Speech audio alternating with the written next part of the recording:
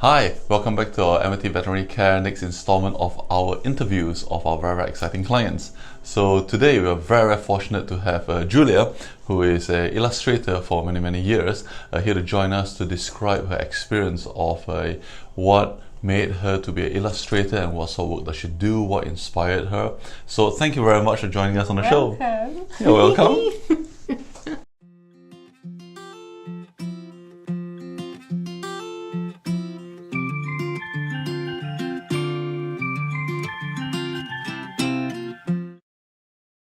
Okay, thanks Julia for being on the show, and could you just tell us more about your illustrative background, like how long have you been doing this? It's something I've always done.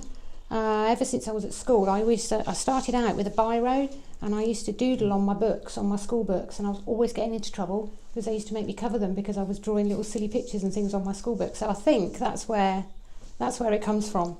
So from there I went on to college, obviously, and then went on to more college. And so did you actually learn this in college? Is it a course yeah, that you attended? Originally I did graphic design because illustration wasn't really a thing then. And so I went into graphic design, and halfway through the course I thought, no, I really want to do illustration, and they set up an illustration course, so I swapped and went on that one and ran the two alongside each other, so I came out with two at the same time. Amazing. Was there any particular influence that you had? Oh, I used to love William Morris and that sort of style, and I think that that whole, he used to do his with woodcut and things like that. I didn't do it with a pen, and I did spend a lot of time doing things on lino and woodcut and things like that, and I think that's where it's come from. I like the black and white starkness of William Morris and Aubrey Beardsley and people like that. Yeah, because your work is quite unique. It's quite a lot of black and white. Do you use any colour in your work at all? Yeah, I do. I've got another style of work that I use, but it is completely different to the black and white. And I use work quite large scale with oil pastels, and then I leave, it sounds really bizarre, but I leave the white, what I want to be black, I leave white, and then I paint over it with black gouache, almost like when you're a kid and you draw your colours like that and paint over the top, and then that brings the black out. But because it has to be done on such a large scale because of the oil pastels, it doesn't work for things that are small. So when you say large scale, how big do you mean? Oh, the smallest I would probably be able to do was, I think the smallest I've done is A2, because of the thickness of the oil pastels won't allow you to get any detail, anything smaller. So, but they are very colourful and very bright. So, but I don't do so much of that now because everybody says sort of got caught into this black and white, and that's what people know me for. So I've carried on down that road. Right. And just describe to us, what sort of type of work do you do? Like, who do you usually work for? Who hires you? Anybody that will buy me donuts. No, anybody that. I've done all sorts. I've done illustrations for books in the past. I've also got the stuff obviously that I'm putting onto my pottery. Commissions for people that just want some line work, really. You say books. What sort of books have you done in the past? I've done a few children's books in the past, but many years ago now. And I did a series of football books for a colleague of mine who was an author, and he wrote these children's books that were aimed at younger children to get them to learn maths and English, but did it as in a football theme. So it was a cartoon style that I've also got, and I did it all in the cartoon style, and that was great because I was drawing heads on stakes and all sorts of things because I used to use footballs as heads as footballs in the old days. So. And how long does a typical drawing take you? Because I've seen some of your work is so detailed, it's fairly tremendous. What it is. I mean, the typical like the commissions you've given me, the animal portraits, they will probably take me between 10 and 12 hours to do one of those, and they're A4. But a bigger one, some of the bigger ones I've done, the one I did, I don't know if you've seen it, but I've got one with of a cat and a flamingo that's one of my new projects, that is. They took me 26 hours to do those. So they take a long time sometimes. Amazing. And how much, may I just ask, how much would something like this cost to, like the big one, the flamingo one? Anything. Well, I start with my pet portraits are around, I usually start with those at about £40-50 for one of those, and they're A4 originals obviously. But actually it depends what the intensity is. If you've got a background in there, then that's obviously going to take a lot longer. So they go up to about £120-150 for a bigger one. So. And what sort of latest projects have you got right now? Oh, I've got two projects. I've got the series of what I'm calling Pets in Portraits, which is they're based on old oil paintings, and you've got a figure of a man or a Victorian lady, and then you put your pet or your favourite animal as their head. So I've done two of those so far, and I'm now looking at the third. I'm started to work on the third one. I won't say what that is at the moment, but it's a lot of fun to do that. And I've also got my pottery on the go as well, which I've just, thankfully, through funding. Tell us more about pottery, please. It's a few years ago when I was still at college, I did it as a project, and I decided that rather than just selling prints, it's nice to have your artwork on something that's usable. So I had them all fired in Stoke-on-Trent, and I did the Owl and the Pussycat design and had that fired onto plates and bowls, and they went really well. So last year a company approached me and asked me if I would be interested in putting them on their website. So I did lots of funding and begging and smiling nicely, and I've managed to get the next set of crockery done, and they're all in their own handmade presentation boxes and matching tissue paper and all sorts of stuff. So they're just about up and available now. So. And what design is that on this set? The Owl and the Pussycat. So you've got the image of the Owl and the Pussycat in their little boat, and around the edge it says, "The Owl and the Pussycat went to sea in their beautiful pea green boat." It's my favourite poem from when I was a child. I think that's why I did it. Yeah. Have you sort of had any challenges that or any sort of change of direction that you've taken over the past few years? I worked when I left college.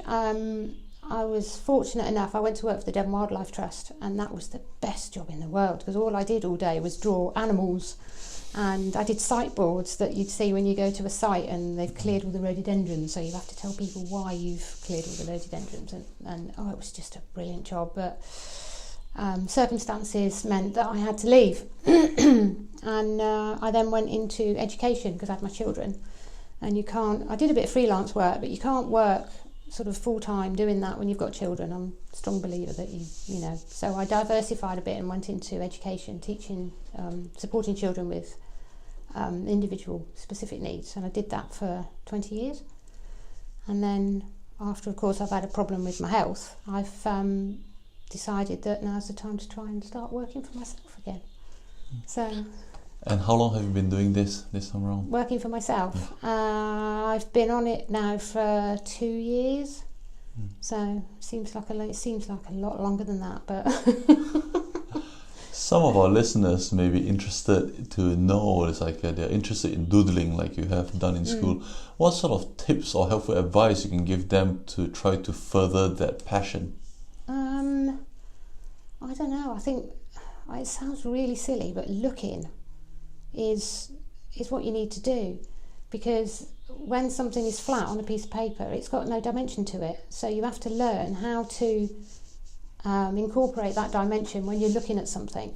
So playing about with, sometimes if you draw an image and then do a background separately and put it on the back, you can then see that by if I'm not explaining myself very well, am I? It is hard, especially if you're doing with one pen and you've got to get the different textures. That's one of my missions at the moment, is I'm experimenting of how to get different textures with one pen, and it's a lot of fun, but you just have to just keep going and keep looking at what you're looking at. And I've seen your recent works, it's pretty amazing. Have you always drawn something that intricate? Yeah. Do you think your style has changed over the years? It's always been the same. Even when I was younger, all my little things that I was drawing on my school books were all very. It's quite amazing actually how similar it is. I used to do those illustrated letters when, like, you used to have in the old manuscripts where you'd got an F and you'd got all little flowers and little things like that. Or one of those on the start of all my sentences when I was at school. So it's quite interesting how you don't think about it until you're asked to look back.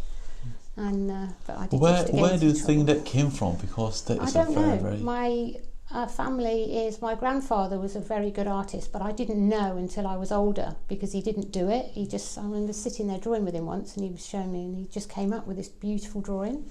So I didn't know that until quite late in life, and sadly he's gone now. But yeah, I don't know where it came from. I think you either find it easy to do or you don't. But it is a learning process. I don't think if you can't draw, it doesn't mean you never will. Do you think going to college for the illustrative course helped? Oh yeah.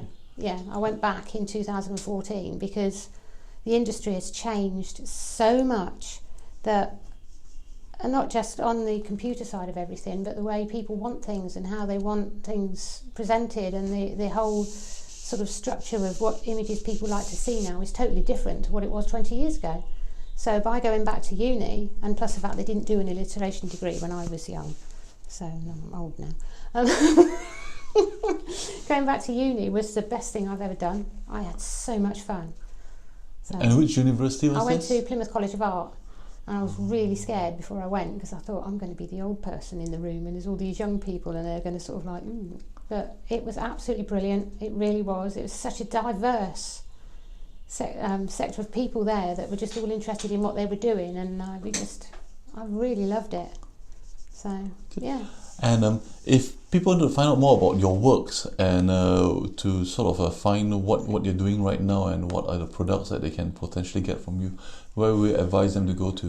Oh, I've got loads of things everywhere. If you type in my name in the search bar, it comes up with lots of stuff. But I've got a Facebook page, I've got an Instagram page, I've got an Etsy shop, and I've got my own website.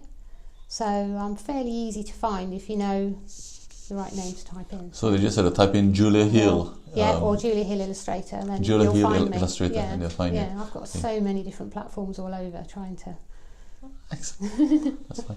And may I just ask you, you are our customer at Amity. I am. How did you find us in the first place? You remember? I was trying to think of that the other day. I think I was in the reptile shop where I buy all my bugs for my reptiles, and my chameleon was poorly.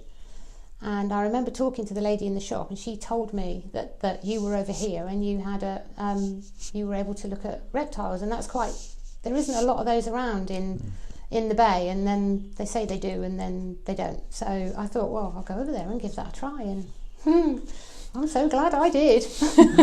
And how has your experience been like at Amity? Oh, you can't explain it really. It's just different to anything else. It's like that difference between, I don't know, it's so hard to describe. You go normally into places and you're a number and you sit on a chair and you don't really know, you know the vet's face because you've seen them before, but you're in and it's hello, how are you, blah, blah, this is a problem, off you go, here's some pills. But here, it is not like that at all. It's more of a family and that sort of closeness, and you get that feeling that you're here to help the animals as much as you are to help us cope with what's going on with our animals. It's really hard to explain, so unless you come here, which you need to do, you'll know what I mean. How has Amity changed your life? Well, I've made some new friends, I've had some work, and I've experienced things that, well, it's just nice to know that there is somewhere there that you can phone if you've got a problem, and somebody's going to be sort of receptive on the other end rather than, oh, we're open at 4 o'clock, It's hard to explain, but... Yeah.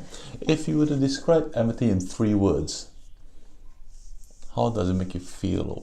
Which 3 words will you use? Which 3 words would I use? Really brilliantly lovely. I'll be driving home now thinking of more better 3 words than that, but... What would be your advice to pet owners who are thinking of joining Amity? I'd say just come, because you're not going to lose anything by coming, and you'll be so glad that you did. Really, really glad that you did, and you won't go anywhere else.